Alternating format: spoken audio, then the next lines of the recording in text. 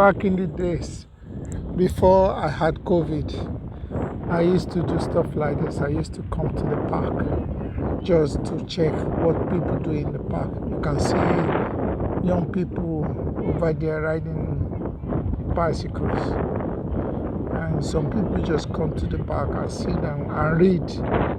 Yeah, I've seen some people reading. Some people walk their dogs. Actually, let me say this quickly. When I was entering this park today, I saw this dog, Chihuahua dog, ran towards me with the owners coming behind the Chihuahua. They were white people. So I froze. Very notable. I stood still because I was kind of scared of the Chihuahua. I stood still. But the owner, the man, said to me, no. I think because I was still, then I asked them, what do I do now?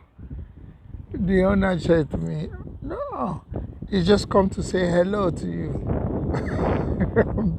I wanted to burst into laughter like, don't come in to say hello to me. who is he or who is she? Why do you want to say hello? I don't know you. I was going to say that, but I held my composure. I just smiled. Then guess what? You know when you're thinking something is, but you have to say something. You have to look very friendly. Even though I'm friendly still, but you still have to look friendly and talk friendly. Guess what I say? I said to the dog, hello, good morning. It's a lovely day. Have a nice day. I just woke up. After waking up for a while, then I start thinking about it like, what the fuck did I just say? What the fuck did I just do? Why am I telling a dog to have a nice day? Oh my days. Sometimes when you stay too long in the Obodo Yibu, you start to act funny. Trust me. You are not yourself anymore. Because you start acting funny like something unusual. Okay. Let me address black people. Now, I no disrespect to white people because I have white friends and I love them just like I love black people. Especially Africans and Caribbeans. Do you come to the park? Have you ever been to the park? If yes, what do you do when you come to the park? Are you feeling me? What do you do when you come to the park? Have you been to the park? What do you think the park is for? I remember when I was studying journalism, well, mass communication, one of my electives was gardening. I keep saying that one of my electives was gardening. And they told us the history of park. Correct me if I'm wrong, because it's been a long time since I've been to university. The lecturer actually told us that when the park was invented, the park was actually invented as a place for white people to escape the normal life of all this hustling, traffic and all that pressure, depression, bills. So you supposed to go to the park as a rich person. Back in the days, it's changed now. Poor people go to park now. But back in the days, the park was made for rich people, not for poor people.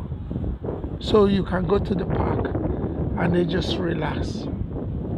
You can read, drink, do whatever you want to do. That's what the park was actually invented for. So nowadays, the park is actually open for everybody. But the question I want to ask is, how many black people go to the park? And when you go to the park, what do you go there for? What do you go to the park to do? I'm just gonna briefly view the people in front of me. There's a man over there. He's buying. What's that guy? What's that game called? With the Pakistan, West India, or Jamaica, whatever you want to call it, and England. You know, the throw ball. He's playing it by himself. And over there, people sitting down, they just getting the time. And over there, people boxing. Over there, people exercising. So different people come to the park to do all sorts. The limit is unlimited what you can do in the park. Let me try sit back. Okay, behind me here, people are playing football, rugby, all sorts. And there's a dog also. A dog is walking. So even you can see dogs understand park, the use of park, why park was invented. So tell me, okay, there's this black couple. One is holding a baby, one is pushing a baby in the palm. They are walking. You understand? Look at the people here. I can count how many black people are here. Me and this couple are the black people that I can see since I've been sitting here. Why is it that we don't use the park? I'm going to tour the park now. And before I even move, let me say this. Before, I used to be very scared of going to the park because sometimes people get mugged. Exactly. This park is called Rye Park Lane, innit? So it's part of Peckham. And that doesn't mean it's dangerous, but back in the days, it can be dangerous. So, but now it's open for everyone to come and enjoy themselves. I'm going to go over there and see what happened in the park as well. I've taken one of my nieces here and nephews here before, but this was a long time ago. That was before COVID. So today, let me revisit it. I haven't been here for over 3 years, trust me.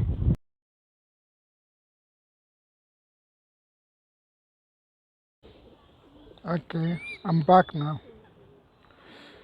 As I was walking down here in my previous video, remember that I said I've only seen one or two black people in the park. But as I was walking towards this section of the park, there were more black people here. Even boy and girl, they having lunch or dinner, whatever they're having in the park, and it looks lovely. I hope my niece and my nephew, Ope and what's his name, Nathaniel, remembers this place. I've brought them here before. This pigeon is just looking at me like, what am I up to? Oh, it's filming me. I think it's got fleas. It's trying to kill something. Look at this pigeon. They look so hungry, I'm telling you. But there's a sign here where I'm standing here. Let me see if I can film it. Yeah, there's a sign here that says, thank you for not feeding us bread. So there's a sign by Sodo Council that you must not feed all these pigeons and dogs. So the question is, what do they eat? How do they eat? Are you feeling me? What do they, how do they eat? I'm guessing that they come to feed them. But it looks like the way these dogs are looking, right? They are looking like they expect me to give them something, like feed me. They expect me to feed them, give them something. It's the way they're looking at me. I feel so uncomfortable. Okay, check this out. How do pigeons and ducks get on together without killing each other, without fighting each other? No tribal war or something like that. You get me? They are very friendly with each other. You understand? They are very friendly. Those ones are swimming. But this one, I think they having a time, They are outside scratching their feather. Yeah, how come they don't beat each other up or have AK-47 shoot each other? They're just friendly. And the way they're looking at me, I feel kind of embarrassed, frightened, scared. Like, if you're going to give me something, give us something now, otherwise, come off for here. Is this your land? I'm sure they've never had this accent before. Anyway, let me just say this quickly. I saw a Nigerian as I was coming here. How do I know it's a Nigerian? Because he was speaking English to his 3 kids, well, 3 British kids. He was speaking English, and I could pick it from the accent. So, but he was the kind of man that if you actually see him, you might not be able to actually say or pinpoint where it comes from until he opens his mouth to talk. It's the accent that sold him out. So I think I'm making these birds comfortable. So I'm going to leave them alone and let them, like I said before, have a nice day. Enjoy your day. Bye. I'm in another section of the park, Peckham Bowls, open Saturday and Sunday.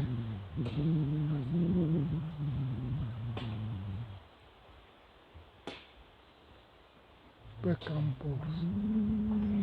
You can see the game. We've got 2 gentlemen playing game there. I don't know what game is, but the place is called Peckham Bowls.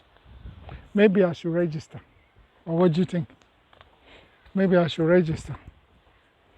I want to go back into sporty mode. You understand? Sporty mode. At least you get to meet different people. You get to, is it called associate with different people. It's very good for your mentality. Johnny Wilson loved Peckham. We love him and his man, always and forever, until the sky turns green. Oh dear. Peckham is a very, very lovely place to be. It's always good to come to the park. It takes you away from the world. Does that make sense? Because even the park is still part of the world, but what I mean by take you away from the real world, the hustle, I don't know how they call it, the problem of the world. Look, called, it looks like a Garden of Eden. I shot a video here when I was doing a musical TV show. I shot a film here, top 10 hottest Afrobeat or something like that. I shot it here. So, but since then I haven't been here. And also, I gotta be careful when I come down here because even though I'm in the park, just of recent, I watched a TV program, True Life Story, yeah, where a man was actually walking about in the park and killing people. So, like today, as I'm walking, I just make sure that I give at least 5 meters away from people I'm parked. Well, let me just call them passers-by, just like me. I move away from them so that any attempt for them to bring out a knife and choke me, I'll be able to defend myself. That's the kind of guy I am. I'm very cautious. Health and safety. Yeah, sorry about that.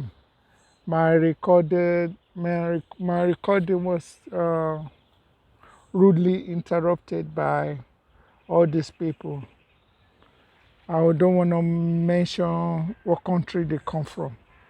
Or anyway, they will be asking you different questions that doesn't even you are not interested. Call people. What do you? What do they do? You know, people just call you from nowhere. You don't know them, and they want to sell you something, or they want. I don't understand anyway. Anyway, she called me. She was there. She's from something benefit. I said, okay, good morning. And guess what she said? She said, do you know you are the first person to actually talk to her nicely on the phone today? Blah, blah, blah. Then she ended up saying, God bless you for that. That sounds very weird and funny to me. Why are you saying God bless you?